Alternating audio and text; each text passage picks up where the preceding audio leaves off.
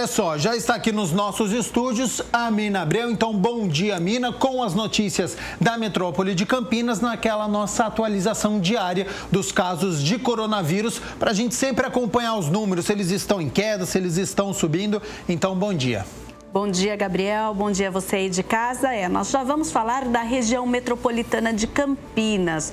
Nós temos aí a atualização de casos na nossa região e até ao meio-dia não, até esta manhã, né? Nós tivemos aí 79.585 casos registrados nas 20 cidades que compreendem a RMC. Campinas aparece aí em primeiro lugar, infelizmente aí também é a cidade com o maior número de habitantes, um pouco mais de 1.200.000 habitantes, nós temos 32.933 casos. Esse número é até o dia de ontem, até essa segunda-feira, e a qualquer momento a Prefeitura faz uma atualização.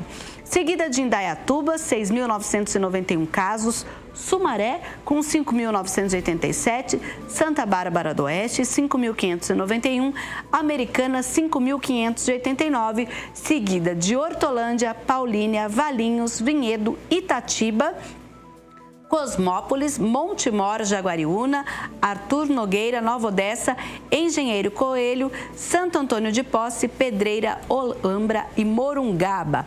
Agora, quando a gente fala dos óbitos, a nossa região registrou até esta segunda-feira 2.518 óbitos. Então, são 2.598 mortes confirmadas. A gente deixa aqui o nosso pesar às famílias enlutadas. E vamos falar um pouquinho desses números aqui em Campinas. 1.226, Gabriel, vou fazer só um adendo. Desde sábado nós tínhamos 1.225, então sábado, domingo e ontem que a gente teve um número a mais, a gente vai aguardar essa semana toda para saber se isso é ou não alguma espécie, né, de retração aí dessa questão, mas já é aí um caso, digamos que dentre tantos que a gente passava final de semana e aí depois já vinham 20 casos, a gente pode pensar que nós tivemos aumento de uma pessoa. A gente não sabe quando houve esta morte, mas a gente sabe que nos últimos 3 dias, então, apenas uma pessoa faleceu e por isso o número que na sexta-feira era 1.225, hoje a gente atualizou para 1.226, há uma queda no número de mortes na cidade de Campinas. Isso, quando a gente fala nessa queda, é importante lembrar que diariamente a Prefeitura solta, por exemplo, dentre os dados, suspeitas, né, que eles ainda estão fazendo os exames e tal. Então, quando há essa confirmação, é que esse exame foi confirmado que essa pessoa faleceu da Covid-19.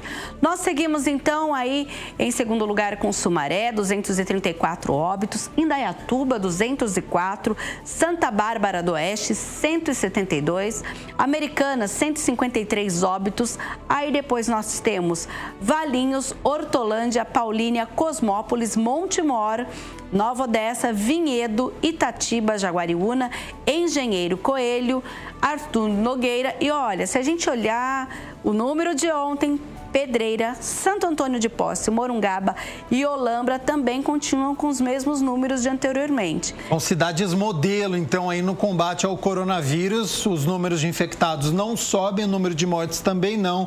Então, parabéns à cidade de Santo Antônio de Posse, de Morungaba e de Olambra, em que a doença está controlada nestes municípios. É isso mesmo. Então, a gente vai acompanhando aí o desenvolvimento e também o enfrentamento dos municípios à pandemia da Covid-19. E falando nesse enfrentamento, apesar de todo esse otimismo que a gente falou, ontem em coletiva o prefeito falou dessa questão de Campinas ir ou não para a fase verde, mas ainda há uma grande preocupação, por exemplo, em liberar atividades que possam haver aí aglomeração. Acompanhe.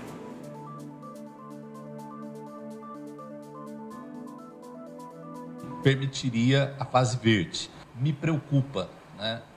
Uma fase verde assim e o pessoal achar que está tudo bem, né, Carmo? Esse do ponto de vista técnico, nós não teríamos nenhum óbice a ir para a fase verde. Mas agora, tem um efeito psicológico. Mas essa preocupação do senhor, é claro que é a nossa preocupação, é a preocupação no mundo inteiro. as pessoas entenderem que liberou tudo, vamos embora, e não é verdade. Nós estamos em quarentena ainda, nós estamos ainda em epidemia, estamos em pandemia. Alguns locais têm piorado, mesmo no Brasil, A gente Manaus parece que vai fechar Manaus, Rio de Janeiro, né, tem tido um aumento muito significativo de casos e de mortes, né? Então, acho que não dá, nós não precisamos, nesse momento, pagar para ver, como eu costumo dizer, porque nós vamos pagar e vai ser um preço caro, porque é uma frustração enorme, nós estamos caminhando bem. E pela primeira vez, já falei isso, vou enfatizar, pela primeira vez depende muito mais da sociedade, da população, do que do senhor ou de mim ou do sistema. Essa é uma responsabilidade, né, de toda a sociedade para diminuir o número de casos. A gente falou de uma morte aqui nos últimos 3 dias, só que na segunda-feira, no último boletim que a gente teve na cidade de Campinas, 287 pessoas a mais com coronavírus na cidade de Campinas. Em todas as regiões, nós tivemos aumento de casos na cidade de Campinas. Então, diminuiu o número de mortes, mas o contágio está muito grande ainda na cidade. Pensa, 287 pessoas a mais com a doença. A gente já passa de 34 mil pessoas com a doença. Então, é um número que preocupa bastante e por isso que deve demorar um pouquinho ainda para chegar na fase verde, em que a liberação de comércio, da economia, de tudo aconteça aqui na cidade de Campinas. Isso mesmo. E o prefeito e o secretário pontuaram bem essa questão de que essa liberação não significa que nós estamos liberados das atividades, mas para não usar máscara e como era antes. Não, gente. Agora existe aquela questão do distanciamento pessoal. Liberadas as atividades, você quer fazer a sua atividade, por exemplo, física, quer ir a um bar, a um restaurante, mas precisa aí tomar cuidado e fazer todas as medidas para evitar a transmissão da Covid-19. Falando em transmissão, uma coisa importante é o teste, né? E também foi feito o anúncio, então, de que Campinas vai receber 10 mil testes da Covid-19 e que o Hospital Mário Gatti provavelmente vai ser um ponto de vacinação. Acompanhe. Confirmado que nós devemos receber cerca de 10 mil testes, chamado PCR. Vamos receber o teste, depois a análise também feita por laboratório conveniado com o Ministério da Saúde, sem custo para a Prefeitura. Então, essa é a primeira informação importante. E a segunda, tão importante quanto essa, é que a rede Mário Gatti foi consultada pelo Ministério da Saúde para ser um ponto de aplicação da vacina que combate o coronavírus. E, por determinação minha como prefeito, nós já demos o ok, foi o primeiro contato inicial. O Dr. Pimenta conversou comigo na sexta-feira, eu disse a ele que poderia dar o positivo e agora nós vamos aguardar os próximos passos que teremos nessa questão da vacina. Então, nós vamos aguardar os próximos passos do Ministério da Saúde para, então, atualizar. Mas vem aí uma boa notícia a uma categoria aqui da cidade, os taxistas. Por quê? Porque este ano venceria aí o período para que eles trocassem de veículo. Mas o prefeito emitiu uma portaria que foi publicada no Diário Oficial do município de hoje e eles terão até 2022 para fazer isso.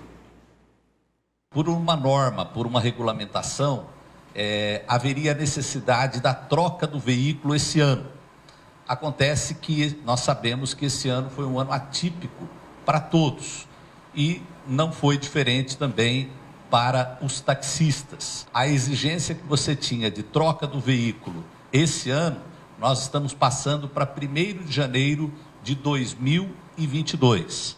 Vamos dar então o ano que vem, se Deus quiser, para que nós tenhamos uma retomada da economia, porque certamente as pessoas não teriam condição de fazer isso nesse momento agora, em que estão tendo que sustentar as suas famílias com um rendimento menor. Falando um pouquinho agora sobre o BRT, Mina, teve mais um trecho liberado, né? As obras continuam na cidade de Campinas e um trecho foi liberado. Isso, na verdade, Gabriel, vai ser liberado a partir desta quarta-feira e o anúncio foi feito também nessa coletiva. Olha, fica ali na região do Jardim Aurélia, um trecho de 1 quilômetro da Avenida John Boy Dunlop. Então, a gente vai ser entre a Avenida Império do Sol Nascente até o viaduto da rodovia Anhanguera. Então, nós vamos falar agora como vai ser essa operação. São 4 faixas, 2 por sentido, nas pistas expressas e 2 por sentido nas marginais. Essas vias poderão aí circular também os carros.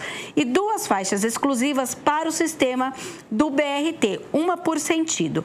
Então, a partir desta quarta-feira, os agentes de mobilidade urbana estarão no local, mas atenção para você que precisa usar o transporte público.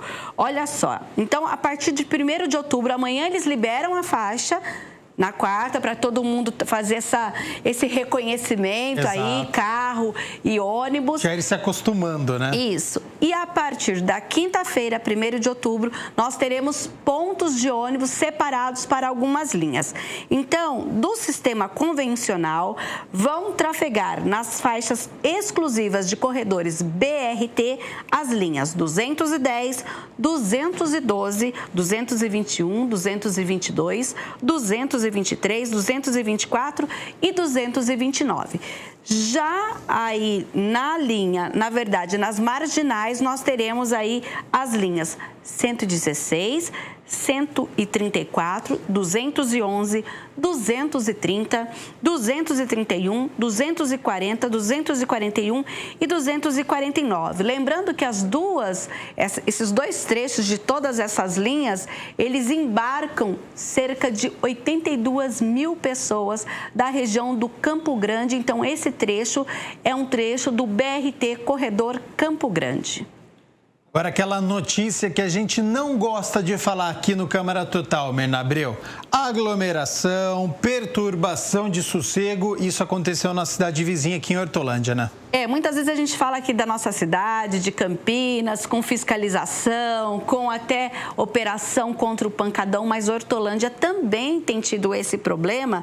E olha só, no último fim de semana, a Guarda Municipal recebeu 30 chamados, sendo que de semana passada 14 ocorrências, ou seja, mais que dobrou o número de ocorrências relacionadas à aglomeração e também à perturbação do sossego. É uma operação chamada Saturação, realizada pela Prefeitura de Hortolândia desde o início da pandemia. Então, essa operação ocorre em toda a cidade e as pessoas têm, inclusive, um canal, que é o canal da Guarda Municipal. Lembrando que o 153 da Guarda Municipal, cada GM atende na sua cidade por esse número e também há um outro número, que é o 08000, 511-580.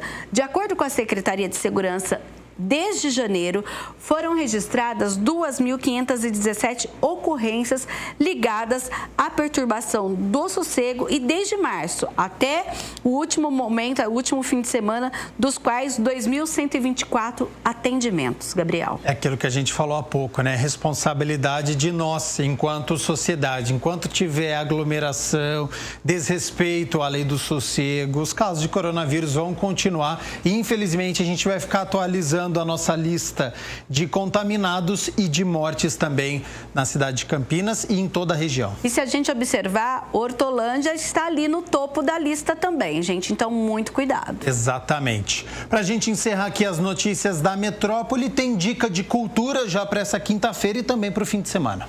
Isso, a gente já tem por quê? Porque essa atividade começa hoje, Gabriel. Na verdade, é um projeto chamado Corpos em Quarentena do Sesc Campinas e hoje, logo às 8 da noite, tem a sua última edição com lançamento com destaque para Cristiane Taguchi. Esta é a terceira e a última etapa desse projeto, que nessa semana, além da Cristiane, tem Sinhá Rosária na quinta-feira e no sábado, Lili Curcio. A proposta do Sesc Campinas Campinas é construir aí um mosaico virtual composto pelas performances desses artistas. Então, eles foram convidados, cada um gravou essa performance na sua casa, ou seja, tudo online, e agora está disponível no lançamento hoje a partir das 8 da noite dessa primeira apresentação da Cristiane Taguchi, é no youtube.com/Sesc Campinas, ou seja, já dá para começar se divertindo em plena terça-feira. Assim que é bom, não precisa nem esperar o fim de semana. Em plena terça-feira você já acessa lá o YouTube do Sesc Campinas e já consegue assistir aí um evento cultural.